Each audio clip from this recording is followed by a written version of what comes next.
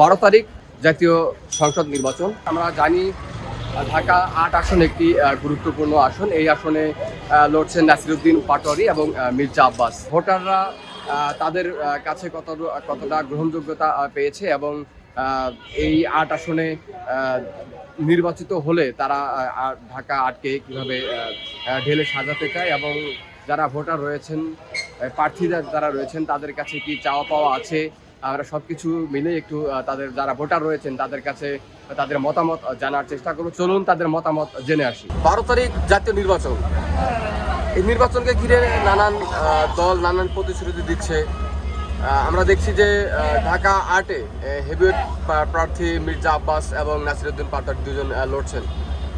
আপনারা তো চার দোকানে বসেন, তো সেদিক থেকে অনেকে তো আড্ডা দেয়, কথা বলে আপনাদের সাথে, সবার কথা শোনেন, তো সেদিক থেকে কি মনে হচ্ছে, মানে কে এগিয়ে আছে?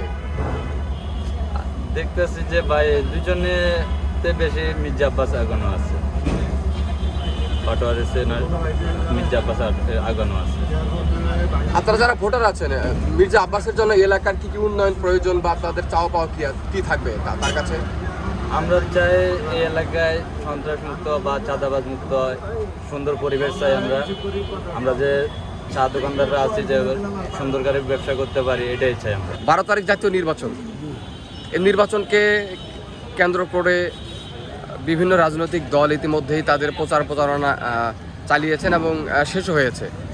এই 12 তারিখ নির্বাচনে আপনার ঢাকা ৮ থেকে কে বর্তমানে এগিয়ে আছে, মির্জা আব্বাস নাকি নাসিরউদ্দিন পাটোয়ারী? মির্জা আব্বাস ভাই এলাকার ভিতরে আছে, উনি পাবেন। পাঞ্জাবের জগতে একটি বিশ্বস্ত নাম, শাবাব এথনিক ওয়্যার। সবাই প্রচারণা করতেছে, তবে মোটামুটি নাসিরউদ্দিন পাটোয়ারীও ভালো প্রচারণা করতেছে, মির্জা আব্বাসও করতেছে। এখানে দেখতেছি যেহেতু মির্জা আব্বাস হলে এই এলাকার সন্তান, হয়তো বা সুবিধাটা ওনার বেশি পাবে আল্লাহর হুকুমে।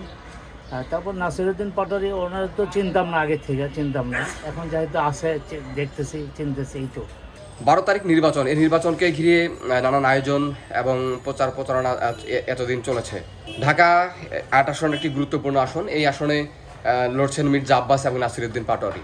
তো সেদিক থেকে আপনারা যারা ভোটার রয়েছেন, এই দুজনের মধ্যে কাকে এগিয়ে আপনারা রেখেছেন? এখন এগিয়ে আছে আব্বাস ভাই।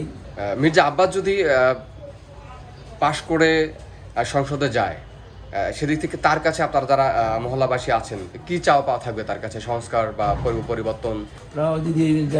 যেরকম প্রতিশ্রুতি দিয়েছেন ঠিক আছে, সেটি আমরা চাই আর কি।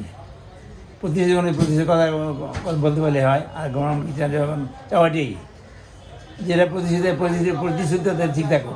ঢাকা ৮ আসন একটি গুরুত্বপূর্ণ আসন। এই আসন থেকে লড়ছেন নাসিরউদ্দিন পাটোয়ারী এবং মির্জা আব্বাস। বিশেষ করে এই প্রচারণায় আপনারা যারা ভোটার আছেন এবং এলাকায় আপনারা যারা বসবাস করছেন, তো সেদিক থেকে দুজনের দিক থেকে গুরুত্বপূর্ণ জায়গায় কে বেশি এগিয়ে আছে, মির্জা আব্বাস নাকি নাসিরউদ্দিন পাটোয়ারী? না, আলহামদুলিল্লাহ দেখতে আসি তো দুজনই মোটামুটি এগিয়ে আছে, কিন্তু মির্জা আব্বাসের একটু ইয়েটা বেশি, মানে মানুষের আগ্রহীটা একটু বেশি। আর যাই হোক, আলহামদুলিল্লাহ, ভোট হোক, আল্লাহ যাকে নির্ধারণ করবে তিনিই হবে। তবে এখানে একটা কথা বলতে কি, আমরা দেশটা ভালো চাই, মানুষের অগ্রাধিকারও সুন্দরভাবে যেন চলে বা করে, এটা আমরা সবার কাছে আগ্রহী। আমি তো দেশে যাব আর কালকে রাত্রে, তো ইনশাল্লাহ আমার বিবেককে বলতে চাই যে আমি কিভাবে কাকে দিব, ইনশাল্লাহ একজনকে দিব, হলে তো আলহামদুলিল্লাহ।